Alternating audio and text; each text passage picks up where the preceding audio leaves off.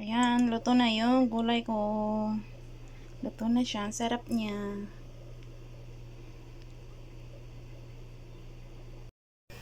Ayan, Magluto ko ng gulay, sinabawan. Sa Bisaya, lauoy. Ayan. Wala pang gulay yan. Nagpakulo pa ako ng mga yung tubig. Nilagyan ko ng luya, sibuyas, tsaka yung may sili, tsaka yung nor. Yun, nilagay. Tapos i-ano ko na yung gulay. Ayan, ito lang yung gulay ko kasi wala naman masyadong mga gulay dito. Ayan, okra, mix ko na yan. Mikos-mikos na yan. Kalabasa at saka talong. Yan lang. Kasi walang gulay dito. Hindi sila mahilig sa mga gulay-gulay.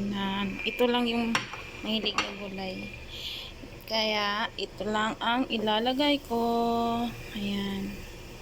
Kasi na-miss ko yung gulay na ganito lang. Yung pure, Bisaya. Bisaya. Ayan, masarap pag may bagoong yan. Pag nakain ka na may bagoong. Ayan, di ba? Oh, yan lang talaga gulay ko. Karaas lang sa takam na pagkain ng Pinoy. Ayan lang. Ayan, pakuluin natin hanggang maluto yung gulay. Mikos-mikos na yan. Pabilisang luto kasi wala yung mga amo. Umalis sila kasi namatayan yung kapatid na amo kong lalaki. Kaya pabilisan. Parang nakakaw na pagkaluto ba? Ayan, pabilisang pagluto. Yun lang, antayin natin magkulo. Ayan, luto na yung gulay ko.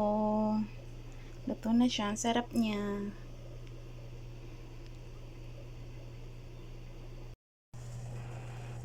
Luto ako ng kanin. May on rice. Ayan.